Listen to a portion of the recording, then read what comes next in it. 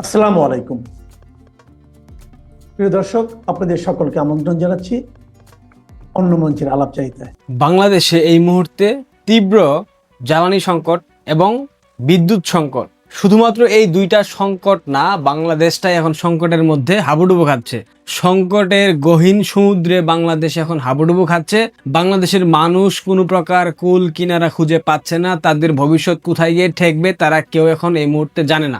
বাংলাদেশের ধ্বংস অনিবার্য, দেশটা শেষ হয়ে গেছে, আমাদের সর্বনাশ হয়ে গেছে। আপনারা কে কিভাবে ব্যাখ্যা করবেন, কে কিভাবে নেবেন আমি জানি না, কিন্তু আমাদের সর্বনাশ হয়ে গেছে এবং আমাদের সর্বনাশ করেছে ডক্টর ইউনূসের নেতৃত্বে বিএনপি এবং জামায়াত এবং এনসিপি। এই মুহূর্তে আপনাদের চোখের সামনে ভেসে আসছে জ্বালানি সংকট, বিদ্যুৎ সংকট, কিন্তু এই দুইটা সংকটের আড়ালে আমাদের রাষ্ট্রের বর্তমানে সবথেকে বড় সংকট মার্কিন যুক্তরাষ্ট্রের সাথে বাংলাদেশের যে বাণিজ্যিক চুক্তি হয়েছে সেই চুক্তি। এই চুক্তি নিয়ে আপনাদের কোনো প্রকার মাথা ব্যথা নেই, মাথা ব্যথা থাকার কথাও না, কারণ আপনারা অনেক কিছু জানেন না, অনেক কিছু পড়েন না। আপনারা জাস্ট হেডলাইন দেখেন, দু একটা লাইন পড়েন, এরপর ওই নিউজটা সম্পূর্ণরূপে স্কিপ করে যান। কালের কণ্ঠ গত কয়েকদিন থেকে মার্কিন যুক্তরাষ্ট্রের সাথে বাংলাদেশের যে চুক্তি হয়েছে এই চুক্তি নিয়ে কতগুলা প্রতিবেদন প্রকাশ করেছে। কালের কণ্ঠের এই পুরো প্রতিবেদনের কয়েকটা অংশ আমি আপনাদেরকে দেখাবো। এই বিষয়গুলো আপনারা একটু মনোযোগ সহকারে শুনবেন এবং অনুধাবন করার চেষ্টা করবেন, তাহলে বুঝে যাবেন যে বাংলাদেশকে কিভাবে ডক্টর ইউনূস, জামাত এবং বিএনপি এবং এনসিপি মার্কিন কলোনি বানিয়ে ফেলেছে। বাংলাদেশ এখন মার্কিন যুক্তরাষ্ট্রের প্রাদেশিক সরকার। বাংলাদেশের কেন্দ্রীয় সরকার হচ্ছে গিয়ে মার্কিন যুক্তরাষ্ট্র এবং বাংলাদেশের কেন্দ্রীয় সরকার যারা, কেন্দ্রীয় সরকারের president Donald Trump, deep state.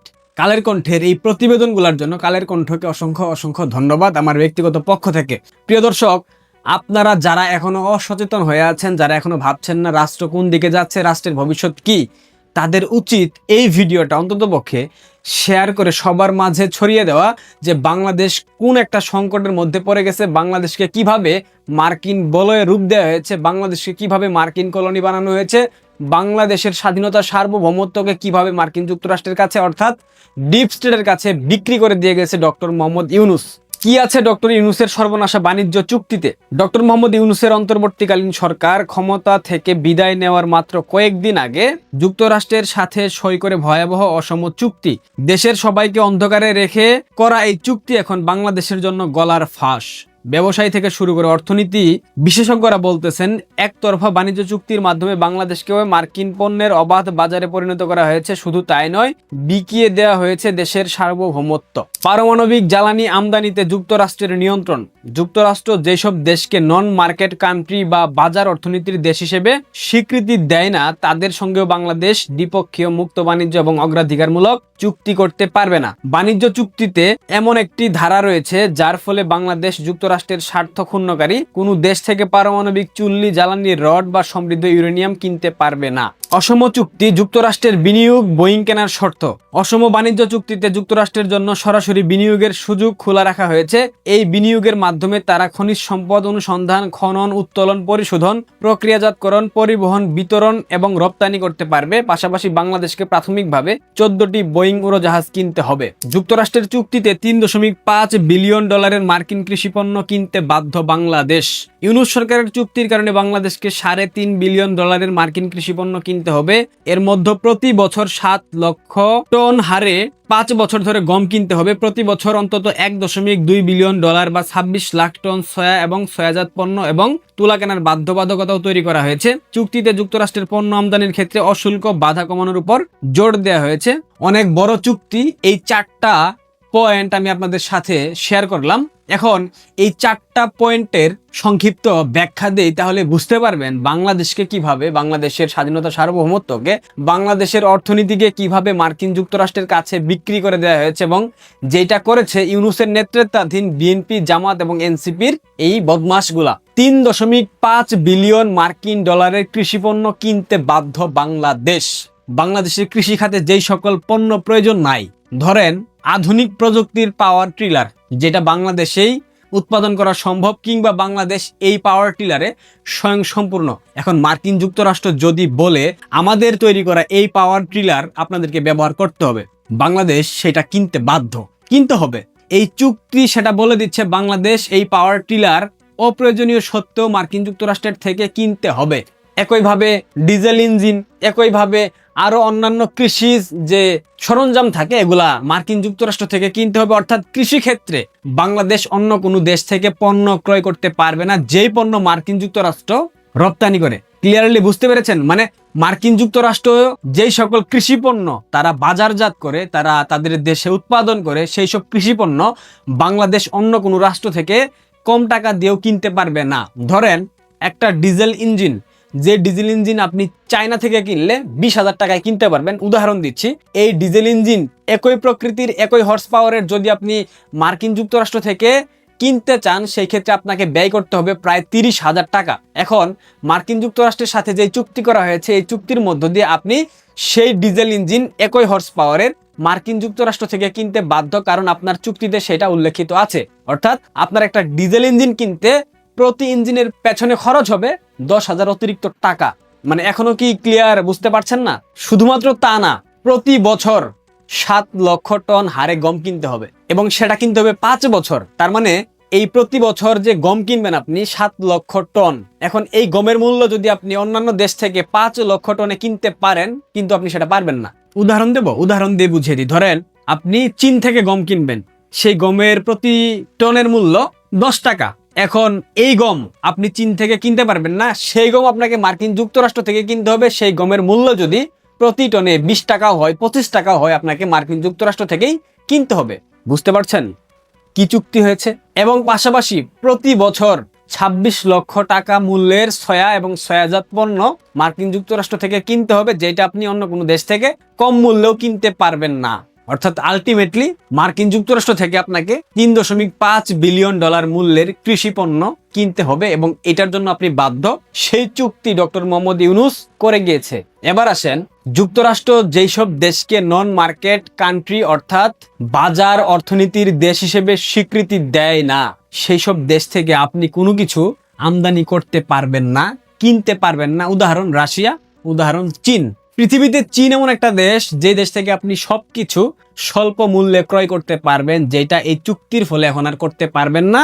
তার মানে এখন চীন থেকে আপনি যদি কোনো স্মার্টফোনের ডিভাইস 50 টাকায় কিনতে পারতেন, ধরেন একটা হেডফোন, একটা এয়ারপোর্টের দাম 20,000 টাকা, চাইনিজ ভেরিয়েন্ট যেটা, সেই একই ভেরিয়েন্টের এয়ারপোর্ট আপনি মার্কিন যুক্তরাষ্ট্র থেকে কিনতে বাধ্য, কারণ এই চুক্তিতে সেটাই বলা আছে।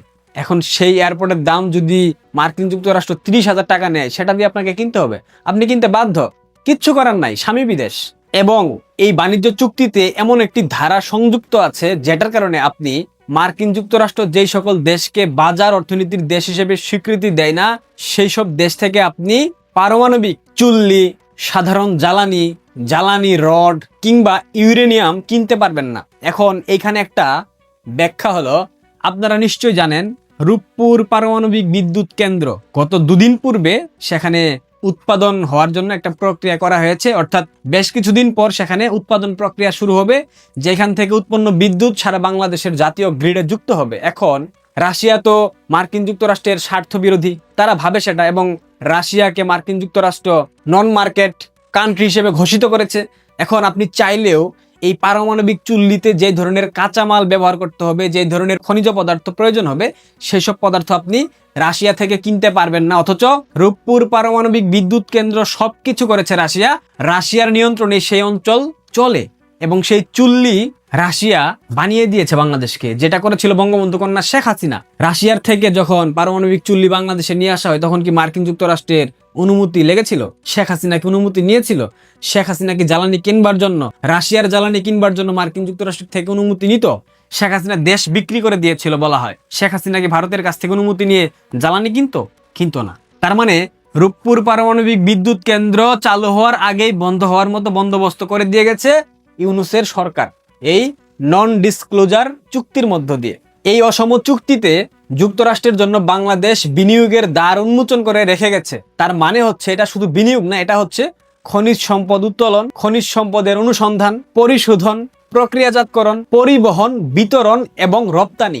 এর মানে হচ্ছে মার্কিন যুক্তরাষ্ট্র বাংলাদেশে এসে যে কোনো খনিজ সম্পদ অনুসন্ধান করতে পারবে, সরকারের কোনো প্রকার নির্দেশনা লাগবে না, কোনো প্রকার অনুমতি লাগবে না। অর্থাৎ বর্তমানের যে সরকার আছে বাংলাদেশে, তাদের কোনো অনুমতির প্রয়োজন হবে না। এই চুক্তি অনুযায়ী মার্কিন যুক্তরাষ্ট্র বাংলাদেশে আসতে পারবে, তেল গ্যাসের সন্ধান করতে পারবে, সেখানে খনন করতে পারবে, সেখানে উত্তোলন করতে পারবে, সেখানে প্রক্রিয়াজাতকরণ করতে পারবে, সেখানে সেটা সংশোধন করে, সেটা পরিশোধিত করে, সেটা পৃথিবীর যে কোনো দেশে বিক্রিও করতে পারবে। এর জন্য বাংলাদেশের সরকারের কোনো প্রকার অনুমতির প্রয়োজন হবে না। What a plan, what a agreement! যে দেশের অর্থনীতি ভেঙে চুরে শেষ হয়ে যাচ্ছে, যে দেশের মানুষ খাইতে পারে না, যে দেশের মানুষের জীবন জীবিকা পরিচালনা করা কষ্টসাধ্য হয়ে গেছে, যে দেশের মানুষ এখন হাহাকার করতেছে, সে দেশকে অতিরিক্ত 14টা বোয়িং বিমান কিনতে হবে। অর্থাৎ মার্কিন যুক্তরাষ্ট্র থেকে 14টা বোয়িং বিমান আপনাকে এই চুক্তি অনুযায়ী কিনতেই হবে। আপনার দেশে খাবার নাই, তেল নাই, গ্যাস নাই, বিদ্যুৎ নাই, কর্মসংস্থান নাই, আইনের শাসন নাই, বিচার বিভাগ দেউলিয়া। এই অবস্থায় আপনাকে 14টা বোয়িং বিমান কিনতে হবে। এই বোয়িং আপনি কোথায় পাঠাবেন? বাংলাদেশের পাসপোর্টের যেই বর্তমান পরিস্থিতি, ভিসা দিচ্ছে না, ইমিগ্রেশনে ঝামেলা করতেছে, এই অবস্থায় আপনি নতুন বোয়িং বিমান দিয়ে কোন ফ্লাইট চালু করবেন ভাই? Pakistan to Bangladesh, Karachi to Islamabad, Islamabad to Dhaka, এরকম কিছু? এই হচ্ছে মার্কিন যুক্তরাষ্ট্রের সাথে বাংলাদেশের যে নন ডিসক্লোজার অসম চুক্তি করা হয়েছে, এই চুক্তির মূল প্রতিপাদ্য বিষয়, অর্থাৎ বাংলাদেশের অর্থনীতিকে সম্পূর্ণরূপে মার্কিন যুক্তরাষ্ট্রের হাতে তুলে দেওয়া হয়েছে এবং মার্কিন যুক্তরাষ্ট্র যেভাবে চাইবে বাংলাদেশকে সেভাবেই চলতে হবে। আপনি যেটাই কিনতে যাবেন না কেন, সেটাই আপনাকে অনুমতি নিয়ে কিনতে হবে। অর্থাৎ মার্কিন যুক্তরাষ্ট্র যে সকল পণ্য উৎপাদন করে, প্রক্রিয়াজাত করে, বাজারজাত করে, রপ্তানি করে, সেই সকল পণ্য আপনি পৃথিবীর অন্য কোনো দেশ থেকে কিনতে পারবেন না। এবং মার্কিন যুক্তরাষ্ট্র যেই সকল দেশকে বাণিজ্যে নিষেধাজ্ঞা দিয়েছে, কিংবা যাদের সাথে তাদের বাণিজ্যিক সম্পর্ক খারাপ, কিংবা যাদেরকে তারা নন মার্কেট কান্ট্রি হিসেবে ঘোষণা দিয়েছে, তাদের থেকে আপনি কোনো কিছু কিনতে পারবেন না। আপনি রাশিয়া থেকে জ্বালানি কিনতে পারবেন না, আপনি চীন থেকে কোনো কিছু কিনতে পারবেন না। আমরা দুদিন আগে বলেছিলাম, আমিও বলেছিলাম, সংবাদে এসেছিল, মার্কিন যুক্তরাষ্ট্র বাংলাদেশকে 60 দিনের জন্য রাশিয়া থেকে জ্বালানি কেনার অনুমতি দিয়েছে। এটা একটা মিথ্যা নিউজ, একটা প্রপাগান্ডা। এটা সরকারের পক্ষ থেকে ছড়িয়ে দেওয়া হয়েছিল, কিন্তু এটার কোনো ভিত্তি নেই। অর্থাৎ বাংলাদেশ মার্কিন যুক্তরাষ্ট্রের অনুমতি ব্যতীত রাশিয়া থেকে এখন আর জ্বালানি কিনতে পারছে না। তার মানে জ্বালানির সংকট ব্যাপক আকারে বেড়ে যাবে এবং বাংলাদেশের মানুষের নাভিশ্বাস সৃষ্টি হবে। বাংলাদেশের মানুষকে যদি ডক্টর ইউনূস কিঞ্চিত ভালোবাসতো, বাংলাদেশের প্রতি তার যদি কোনো প্রকার দায়বদ্ধতা থাকতো, কোনোদিনও এই চুক্তি ইউনূস করতে পারতো না। মূলত ইউনূসকে বসানো হয়েছিল এই চুক্তিতে সাইন করবার জন্য। এখন বলতে পারেন বিএনপি কেন এই চুক্তিকে সমর্থন দিচ্ছে? আরে বিএনপি, জামাত, এনসিপি, এরা তো সম্মিলিত একটা জোট, আপনারা কেন বুঝেন না? এখন মার্কেটে বাংলাদেশ আওয়ামী লীগ নাই, যার কারণে তারা বিরোধী মনোভাব পোষণ করতেছে, তারা বিরোধী সাজার একটা নাটক মঞ্চায়ন করতেছে। দ্যাটস ইট, এর বাইরে কিছু না। আজ বাংলাদেশ আওয়ামী লীগ মাঠে নামুক, স্বাভাবিক রাজনৈতিক প্রক্রিয়ায় ফিরুক, আওয়ামী লীগের উপর যে নিষেধাজ্ঞা দেওয়া হয়েছে সেটা প্রত্যাহার করা হোক। আগামীকাল থেকে দেখবেন জামাত, বিএনপি, এনসিপি, তাদের সমমনা যতগুলো দল আছে সবাই এক হয়ে যাবে, সবাই একসাথে একযুগে মিলেমিশে আন্দোলন, লড়াই, সংগ্রাম করবে আওয়ামী লীগকে দমিয়ে রাখার জন্য। এটাই বাস্তবতা। এখন বিএনপি যদি বাঁচতে চায়, এই চুক্তির হাত থেকে যদি মুক্তি পেতে চায়, সেক্ষেত্রে বিএনপি চাইলেই পারে, কিন্তু বিএনপি সেটা করবে না। বিএনপির যদি বাংলাদেশের মানুষের প্রতি দায়বদ্ধতা থাকে, তারা যদি মানুষের ভোট দিয়ে ক্ষমতায় এসে থাকে, তারা বলে থাকে তারা নির্বাচিত সরকার, তারেক রহমান নির্বাচিত প্রধানমন্ত্রী, তাহলে সংসদে বিল আকারে চুক্তিকে উঠানো হোক। এরপর রাষ্ট্রপতির আদেশক্রমে কিংবা সংসদে মতামতের ভিত্তিতে, আলোচনার ভিত্তিতে, বিরোধী দলের সাথে কথা বলার ভিত্তিতে এই চুক্তিকে বাতিল করে দিক। পারবে? জনাব তারেক রহমানের সেই সক্ষমতা আছে। চাইলে এই চুক্তি বাতিল করা সম্ভব সংসদে। যদি আইনও প্রণয়ন করা হতো, সেক্ষেত্রে সেই আইনও সংশোধন করা যেত সংসদের মধ্য দিয়ে। তাহলে বিএনপি কেন সেটা করছে না? বিএনপি করবে না কারণ বিএনপিকে বসিয়েছে তারা। তারেক রহমান পশ্চাৎ দেশ বিক্রি করে, বিকিয়ে দিয়ে ক্ষমতার মসনদে অধিষ্ঠিত হয়েছে। এটা তো স্বচ্ছ পানির মতো পরিষ্কার। এই অসম চুক্তি বাংলাদেশকে কোথায় নিয়ে ফেলবে আপনাদের কোনো আইডিয়াও নাই। আপনারা এত বছর বলতেন শেখ হাসিনা বাংলাদেশকে বিক্রি করে দিয়েছে, শেখ হাসিনা বাংলাদেশকে ভারতের কলোনি বানিয়েছে, বাংলাদেশ ভারতের 30তম, 31তম, 32তম অঙ্গরাজ্য, বাংলাদেশ ভারতের ছায়া সরকার পরিচালনা করে, বাংলাদেশে ভারতের আধিপত্যবাদ, ভারতীয় আধিপত্যবাদ, কত কথা বলতেন। হাসনাত সার্জিসরা স্লোগান দিত দিল্লি না ঢাকা, ছাত্রদল স্লোগান দিত দিল্লি না ঢাকা, খোদ প্রধানমন্ত্রী তারেক রহমান স্লোগান দিত দিল্লি নয়, পিন্ডি নয়, সবার আগে বাংলাদেশ। কিন্তু আমরা এখন দেখতে পাচ্ছি সবার আগে মার্কিন যুক্তরাষ্ট্র, সবার আগে ডিপ স্টেট। শেখ হাসিনা ভারতের সাথে বাংলাদেশের যে চুক্তিগুলা করেছিল, ভারত এবং বাংলাদেশের মধ্যকার যতগুলা চুক্তি হয়েছিল, প্রত্যেকটা চুক্তি থেকে উপকৃত হয়েছে বাংলাদেশ। ট্রান্সশিপমেন্ট সুবিধা বন্ধ করে দেওয়াতে 2000 কোটি টাকা বাংলাদেশের বাৎসরিক ক্ষতি হচ্ছে। বাংলাদেশ ভারতের কোনো বন্দর ব্যবহার করতে পারছে না, বিমানবন্দর ব্যবহার করে বাংলাদেশের তৈরি পোশাক শিল্প ইউরোপের দেশগুলোতে রপ্তানি করতে পারছে না। ক্ষতিটা কার হচ্ছে? আদানির যে বিদ্যুৎ চুক্তি এটাও নাকি অসম ছিল। এখন আদানির সাথে বিদ্যুৎ চুক্তি বন্ধ করে দিয়ে আদানির বিদ্যুৎ নেওয়া বন্ধ করা হোক, জনাব তারেক রহমান বন্ধ করেন না কেন? এখন কেন দিল্লির দাসত্ব করতে চান? দেখেন ভাই, এদেশে ভারত বিরোধিতা কোনো বড় কথা না, বিরোধিতা হচ্ছে হিন্দু বিরোধিতা। এরা সংখ্যালঘু সম্প্রদায়কে দেখতে পারে না। এরা চায় Bangladesh Islamic Republic of Bangladesh প্রতিষ্ঠিত হোক, এরা চায় বাংলাদেশে ইসলামী শরিয়া আইন প্রতিষ্ঠিত হোক, দ্যাটস ইট। এর বাইরে আর কিছুই না। ভারত বিরোধিতা এগুলা কোনো কিছুই না, জাস্ট হিন্দু বিরোধিতা। কারণ ভারত হিন্দুস্থান, ভারতের সংখ্যাগরিষ্ঠ সম্প্রদায় হিন্দু, এটাই এদের চুলকানির একমাত্র কারণ, যার কারণে তারা দিল্লি না ঢাকা, ঢাকা ঢাকা এ ধরনের স্লোগান দেয়। তাদেরকে যদি বলা হয় দিল্লি না ঢাকা না পিন্ডি পিন্ডি, এরা পিন্ডি পিন্ডি বলবে। কারণ এরা প্রত্যেকেই দেশ বিরোধী শক্তি, এরা প্রত্যেকেই দেশের স্বাধীনতা সার্বভৌমত্বকে বিক্রি করে দিয়েছে, এরা প্রত্যেকেই প্রত্যেকটা ষড়যন্ত্রকারী, চক্রান্তকারী। এরা কোনোদিনও বাংলাদেশের মানুষকে ভালোবাসেনি, এরা কোনোদিনও বাংলাদেশের মানুষের ভালো চায়নি। এটাই বাস্তব, এটাই সত্য।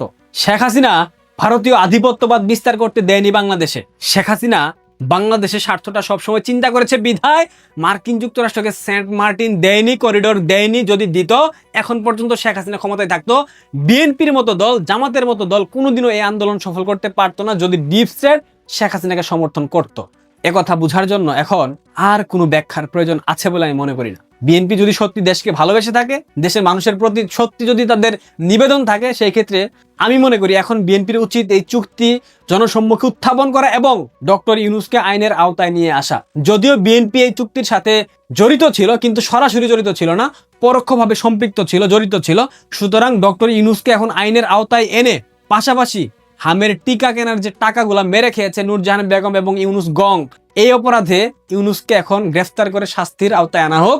যদি বিএনপি সেটা আনতে পারে তবে তারেক রহমান এই যাত্রায় বেঁচে গেলেও যেতে পারেন, অন্যথায় বাংলাদেশের মানুষ প্রত্যেকটা হিসাব আপনার থেকে নেবে, আপনাকে কোনোদিনও ক্ষমা করবে না। আমরা কিছু বলতেছি না, আমি কোনো থ্রেট করতেছি না, আমি জাস্ট আপনাকে মনে করিয়ে দিলাম যে যা করেছেন, যা করছেন এগুলো মোটেও ভালো হচ্ছে না। বাংলাদেশের মানুষ একটা সময় বুঝে যাবে, তারা কিন্তু এখন সংবাদ পড়ে, সংবাদ দেখে, অনুধাবন করে, তাদের বিচক্ষণতা আছে। ডিজিটাল বাংলাদেশ এখন, বাংলাদেশ কিন্তু সেই মধ্যযুগে পড়ে নাই। শেখ হাসিনাকে নিয়ে যে ধরনের মিথ্যাচার করা হতো, আওয়ামী লীগকে নিয়ে যে ধরনের মিথ্যাচার করা হতো, প্রত্যেকটা মিথ্যাচারের জবাব আপনারাই দিয়ে যাচ্ছেন আপনাদের কৃতকর্মের মধ্য দিয়ে। প্রিয় দর্শক, বাংলাদেশের সকল পর্যায়ের মানুষ, আপনারা যারা আমাকে দেখেন, আমাকে পছন্দ করেন, আমাকে ভালোবাসেন, আমার কথা বিশ্বাস করেন, এই একটা কথা বিশ্বাস করেন, ইউনূস, তারেক, জামাত, এনসিপি এরা সম্মিলিতভাবে বাংলাদেশকে মার্কিন যুক্তরাষ্ট্রের একটা প্রাদেশিক রাষ্ট্রে পরিণত করেছে বাংলাদেশকে। এখান থেকে রক্ষা পেতে হলে গণ আন্দোলনের কোনো বিকল্প নাই। এখন সিদ্ধান্ত আপনাদের, আপনাদের দেশের স্বাধীনতা সার্বভৌমত্ব রক্ষা আপনারা করবেন নাকি চুপ চুপ চুপ চুপ করে চেয়ে চেয়ে দেখবেন, সেটা আপনারাই ভালো জানেন। পারলে এই ভিডিওটা অন্ততপক্ষে সব জায়গায় শেয়ার করে দেন, সবাই দেখুক ডক্টর ইউনূস কি চুক্তি করে গেছে বাংলাদেশের মানুষের জন্য। ভালো থাকবেন। ইসলামী ব্যাংকের ওপর এই হাতটাকে জামায়াত ইসলামীর আমিরের পক্ষে কিছুতেই সহজভাবে নেওয়া সম্ভব না, কারণ তিনি ওই ইসলামী ব্যাংক ইউনূস আমলে যখন তাদের কাছে ফিরেছিল তখন রীতিমতো প্রকাশ্যেই বলেছিলেন যে ব্যাংকটি আবারও মায়ের কোলে ফিরে এসেছে। কাজেই এখন জামায়াতে ইসলামী বুঝতে পারছে না যে তারা ব্যাংক খাত রক্ষার জন্য জনগণের প্রতি ডাক দেবে নাকি গণভোট বাস্তবায়নের জন্য জনগণের প্রতি ডাক দেবে। আর জনগণের প্রতি ডাক দিলেই কি জনগণ নামবে? জনগণ নামবে না সে বিশ্বাস থেকেই বিএনপি তাদের কোনো কথায় কর্ণপাত করছে না। জামায়াত ভেবেছিল যে বিএনপিকে শেষ পর্যন্ত যে তারা নির্বাচন হতে দিয়ে ক্ষমতায় আসার সুযোগ করে দিয়েছে, বিশেষ করে 2024-এর জুলাই আগস্টে শেখ হাসিনার পতন ঘটিয়ে যে বিএনপির বা অন্য যে কোনো সরকারের ক্ষমতায় আসার পথ তারা প্রশস্ত করেছে, সেই কথাটা বিএনপি ক্ষমতায় গেলে মনে রাখবে। এমনকি নিরঙ্কুশ সংখ্যাগরিষ্ঠতা পেলেও বিরোধী দলের সঙ্গে আলাপ আলোচনা করে, সলা পরামর্শ করে একরকমের জাতীয় সরকার স্টাইলেই সরকার পরিচালিত হবে। জামায়াতের আমির ডাক্তার শফিকুর রহমানের তো প্রত্যাশা ছিলই যে জাতীয় সরকারের আদলেই সরকার গঠন করবেন তারেক রহমান, যদিবা তারাই নিরঙ্কুশ সংখ্যাগরিষ্ঠতা পান। মনে থাকবে জামায়াতের আমির ডাক্তার শফিকুর রহমান তো ডিসেম্বর জানুয়ারিতে সংবাদ মাধ্যমের সঙ্গে সাক্ষাৎকারে, এমনকি আন্তর্জাতিক সংবাদ মাধ্যম রয়টার্সকেও সেই খায়েশের কথা স্পষ্টতই জানিয়েছিলেন যে তারা মনে করেন একটা জাতীয় সরকার গঠিত হওয়া উচিত, 5 বছরের জন্য স্থিতিশীলতার সাথে সরকার পরিচালনা পরিচালনার স্বার্থে। কিন্তু বিএনপি অন্যদিক থেকে মনে করছে যে জামায়াতে ইসলামীকে সংসদে যে তারা 68টা আসন দিয়েছে এবং জামায়াতে ইসলামীর সঙ্গে জোট গঠনকারী এনসিপিকে এর উপর আবার 6টা আসন দেওয়া হয়েছে, এই যে 70-এর বেশি আসনে জামায়াতে ইসলামী বিরোধী দল তাদের জায়গা করে নিতে পেরেছে, এটা একরকম তাদের একটা সহযোগিতা বটে জামায়াতে ইসলামী সহ বিরোধী রাজনৈতিক শিবিরের জন্য। কাজেই তাদের কথা হচ্ছে জামায়াতে ইসলামীর যথেষ্ট পাওয়া হয়েছে এই নির্বাচনের মাধ্যমে, যে নির্বাচনে 70 জনের বেশি সংসদ সদস্য আছে তাদের, আবার সংরক্ষিত নারী আসনে আরো 13 জন তাদের জোটে যুক্ত হবেন। কাজেই বিএনপির কথা হচ্ছে এখন জামায়াতে ইসলামীর আর কোনো চাওয়া পাওয়া এই নতুন সরকারের কাছ থেকে থাকতে পারে না। জামায়াতে ইসলামীর আমির ডাক্তার শফিকুর রহমান যে বারবার বলছেন যে যদি জাতীয় নির্বাচন হালাল হয় গণভোট কেন হারাম হবে, তার একটা বড় কারণ যে অন্তর্বর্তীকালীন সরকারের আমলে যে অধ্যাদেশগুলো পাশ হয়েছিল কিংবা জুলাই সনদটা মাসের পর মাস তারা যে তর্ক বিতর্কের মাধ্যমে একটা খসড়া তৈরি করেছিলেন, সেখানেও কিন্তু এই বিষয়টা খুব পরিষ্কার করেছিল যে সকল সিদ্ধান্তেই আসলে একেবারে গলাগলি ধরে নিরঙ্কুশ সংখ্যাগরিষ্ঠতা পাওয়া সরকারি দল আর বিরোধী দলকে চলতে হবে। মানে রাষ্ট্রপতি নির্বাচন থেকে বিচারপতি নির্বাচন, পিএসসি সহ নানা রকম বিশেষায়িত কমিশনগুলো নির্বাচনে, মানে এসব সদস্য নির্বাচনে বিরোধী দলের সদস্যদের ভূমিকা থাকবে, বিরোধী দলের সদস্যদের এমনই সক্রিয় ভূমিকা থাকবে যে অনেক ক্ষেত্রেই তারা আপত্তি জানালে তত্ত্বাবধায়ক সরকার গঠন থেকে শুরু করে নানা কিছুতে সরকারি দলের পক্ষে একা কোনো সিদ্ধান্ত নেওয়া সম্ভব হবে না। অথচ বিএনপি ক্ষমতায় আসার পর যে পথে হাঁটছে তাতে পরিষ্কার ওসব অধ্যাদেশ তারা মেনে নেবে না। মানে বিএনপি কিন্তু এ কথা জুলাই সনদ যখন খসড়া হচ্ছে আলী রিয়াজের দরবারে তখন থেকেই বলে এসেছে যে সংস্কারের পক্ষে তারা বটে, কিন্তু সেটা তাদের 31 দফা সংস্কার, এসব সংস্কারের পক্ষপাতী তারা নয়। যে সংস্কারে কিনা রাষ্ট্রপতি পদে কাকে নির্বাচন করা হবে সেটা ঠিক করতেও বিরোধী দলের মতামতের প্রয়োজন হবে, কিংবা তত্ত্বাবধায়ক সরকারের প্রধান কে হবেন সেটা সিদ্ধান্ত নিতে উপদেষ্টা কারা হবেন সেসব সিদ্ধান্ত নিতেও বিরোধী দলকে ডেকে আনতে হবে। এখন এটা পরিষ্কার করে ফেলেছে বিএনপি যে ওসব অধ্যাদেশ তো তারা পাশ করবেই না, জুলাই সনদ পাশ হবে না, গণভোটের মাধ্যমে আসা ফলাফলকে বিএনপি জনরায় গণরায় বলে মনে করেই না। জামায়াতে ইসলামী এ নিয়ে কি আপত্তি করলো, আন্দোলনের যেসব হুমকি দিচ্ছে তাকেও বিএনপি একদম পাত্তা দিচ্ছে না। বিএনপি একেবারে চোখ কান বন্ধ করে সব জায়গায় তাদের লোক বসাচ্ছে। মানে ক্রিকেট বোর্ডের সাম্প্রতিক ঘটনা ভীষণভাবে আলোচিত হয়েছে বটে, কিন্তু সারা বাংলাদেশে সকল সিটি কর্পোরেশনে শুধু প্রশাসক বসিয়েছে তারা তাই নয়, সকল জেলা থেকে শুরু করে স্থানীয় সরকারের সকল কাঠামোতে তারা তাদের লোক এরই মধ্যে বসিয়ে দিয়েছে এবং স্থানীয় সরকার নির্বাচনটা কবে হবে সে বিষয়ে এখন আর মুখ খুলতে রাজি হচ্ছে না।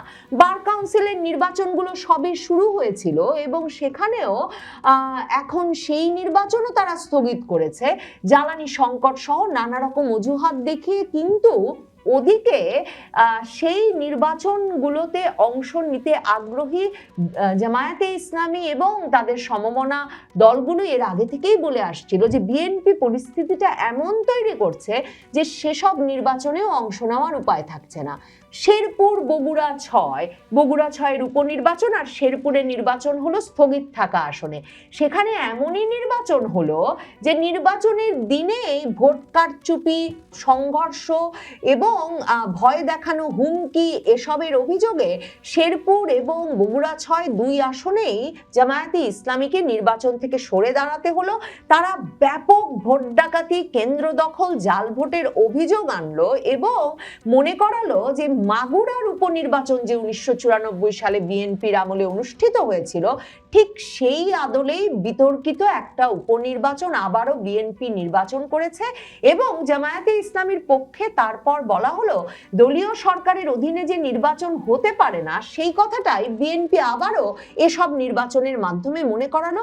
মিয়া গোলাম পারোয়ার জামায়াতে ইসলামীর সেক্রেটারি জেনারেল তিনি বলেছেন যে এই দুটো নির্বাচনই যাতে বাতিল করা হয় এবং তিনি বলেছেন যে 1994 সালের ওই আদলে বিএনপি নির্বাচন করে আবারও আওয়ামী আমলের নির্বাচনের আদলও নাকি মডেলও নাকি মনে করিয়ে দিয়েছে জামায়াতে ইসলামী সহ দলগুলোকে। জামায়াতে ইসলামীর আমির ডাক্তার শফিকুর রহমান এখন বিভিন্ন জায়গায় বক্তব্য রাখার সময় বলছেন যে সরকার তাদের সঙ্গে কিচ্ছু বিষয়ে আলোচনা করছে না, মানে জাতীয় সরকার না হয় গঠিত নাই হলো, কিন্তু জামায়াতে ইসলামীর আমির সহ জামায়াতের এই প্রত্যাশাটা তো ছিল যেহেতু তারা বিএনপির ক্ষমতায় আসার পথ পরিষ্কার করেছে যে বিএনপি অন্তত তাদের সঙ্গে সলা পরামর্শ করবে, তাদেরকেও একরকমের ইকুয়াল মানে সমমর্যাদার একটা দল হিসেবে মর্যাদা দেবে।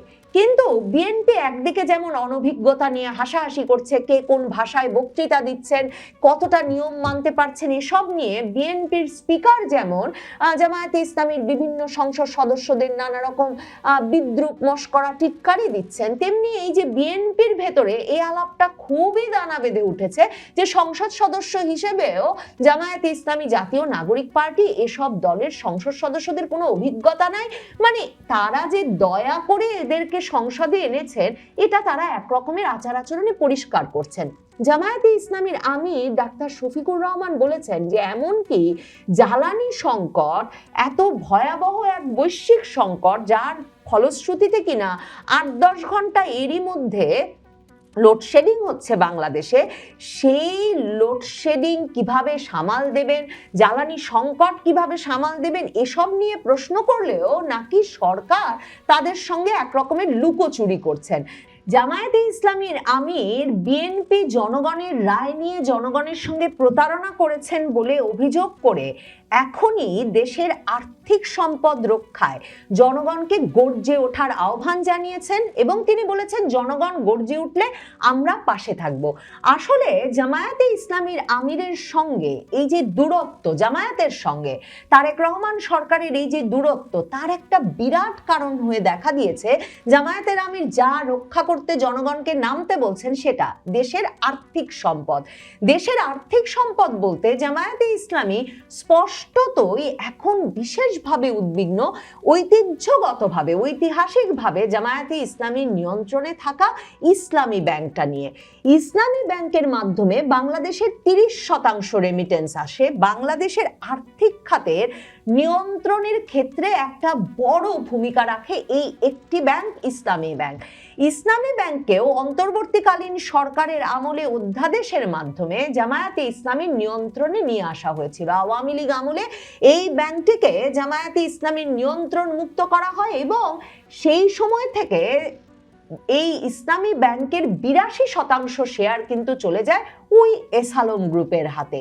এখন যখন অন্তর্বর্তীকালীন সরকারের সময়ে ব্যাংক রেজলিউশন অধ্যাদেশের মাধ্যমে ইসলামী ব্যাংকে যে জামায়াতে ইসলামীর নিয়ন্ত্রণ প্রতিষ্ঠা করা হয়েছিল সেই অধ্যাদেশটি বাতিল করে সংশোধনী এনেছে তারেক রহমান সরকার এবং যার ফলে এখন কিনা আবারও ইসলামী ব্যাংকে এসালমের ফিরে আসার সম্ভাবনা সৃষ্টি হয়েছে, সেটা জামায়াতে ইসলামীকে বিশেষভাবে শঙ্কিত করছে।